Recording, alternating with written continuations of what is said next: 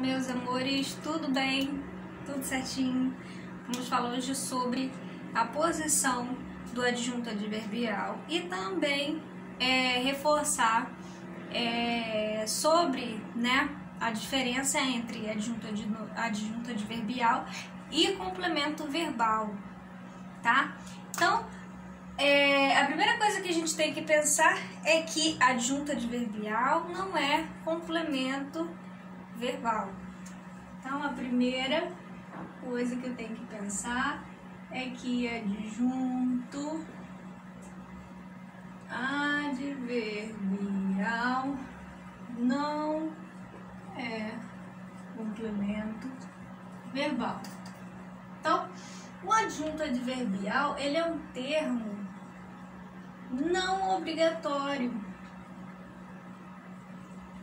Como diz o Bechara, ele não é obrigatório. Por que ele não é obrigatório? Porque ele está dentro do grupo dos termos acessórios, tá? Ele está dentro do grupo dos termos. Ele é um termo acessório, assim como o adjunto adnominal também é um termo acessório, tá?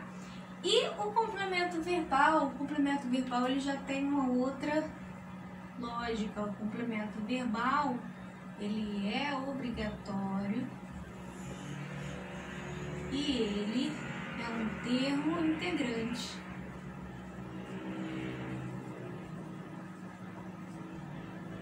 Ambos trazem, uma ideia para o verbo, tá? Só que o adjunto adverbial ele vai ser um pouquinho diferente. Olha só, na página 70, coloquem lá na página 70 que vocês vão ver. É muito importante não confundir adjunto adverbial com complemento nominal. O adjunto adverbial, nós temos o que nós chamamos de objetos. Objetos que podem ser diretos e os objetos indiretos, lembram disso?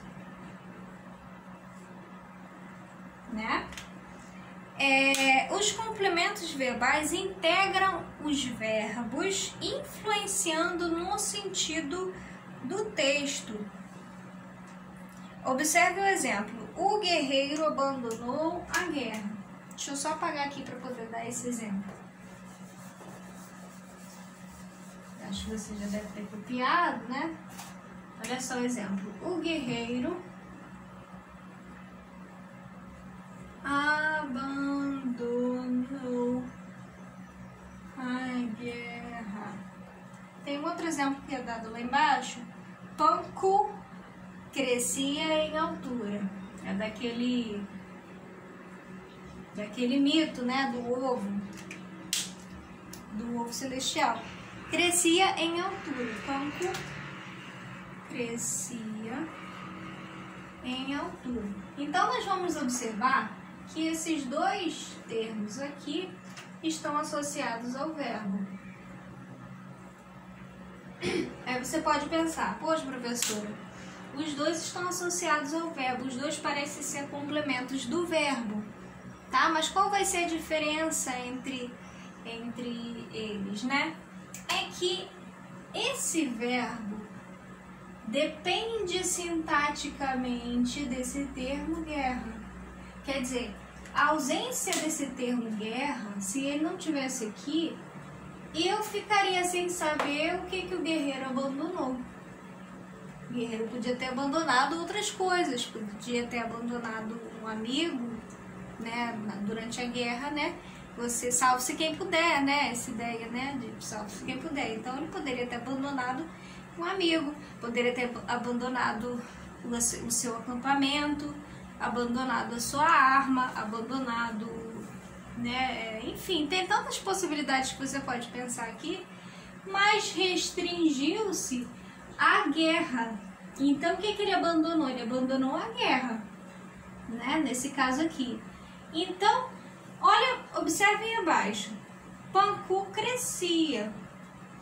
Esse termo aqui em altura, ele está, na verdade, contribuindo para o sentido desse verbo crescer, mas não está obrigatoriamente que completando o sentido de crescia, né? Até porque ele não depende desse termo aqui.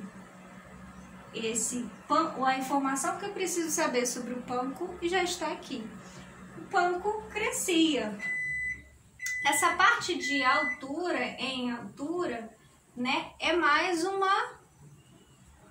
acréscimo, mais uma informação. Ele crescia em altura, indicando uma circunstância, né? Então, olha só. Os adjuntos adverbiais acrescentam informações que não são essenciais para o sentido do texto, tá? Essa informação não é essencial para o sentido do texto, já é essa sim. Eu preciso dessa. O verbo não precisa dessa informação. Já o verbo abandonar, o verbo crescer não precisa dessa informação. Para poder completar o sentido, olha só, ele sozinho já basta. Claro que em altura está ajudando, mas não precisa.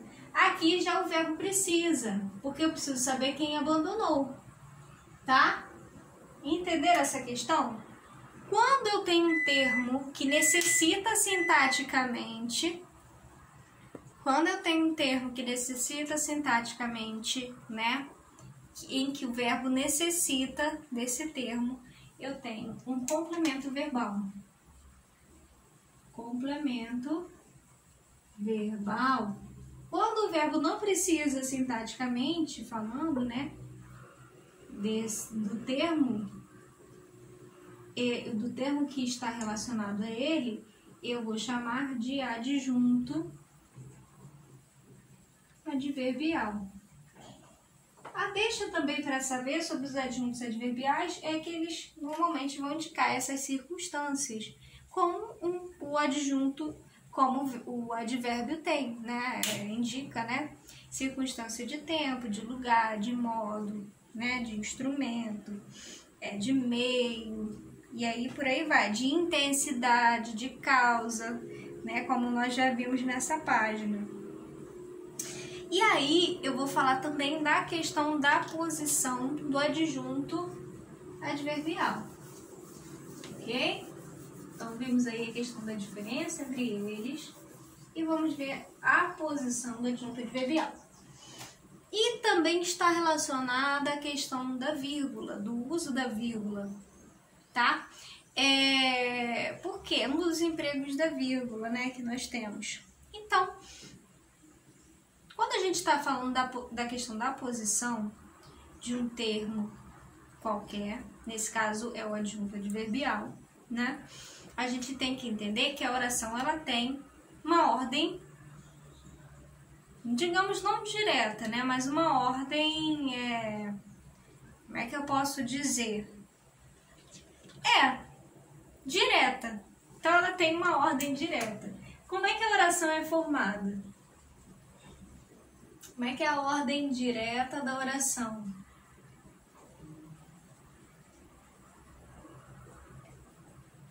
Sujeito, verbo e complemento. Não é isso?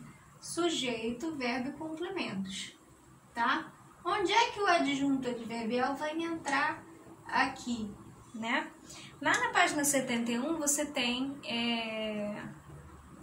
Na página 71 você tem essa informação sobre a posição do adjunto adverbial. As orações em língua portuguesa podem se estruturar de duas formas. A gente tem a ordem direta, que é essa aqui, sujeito, complemento, verbo, complemento, e a ordem indireta, que é quando esses termos eles estão deslocados, postos, né? E aí a gente tem que prestar atenção e fazer esses links, essas ligações, né? E eles podem ocupar diferentes posições. Recomenda-se que os adjuntos adverbiais formados por mais de uma palavra sejam isolados por vírgulas. Então isso eu já até disse para vocês, né? Então o que a gente tem que saber na questão da ordem dos adjuntos adverbiais?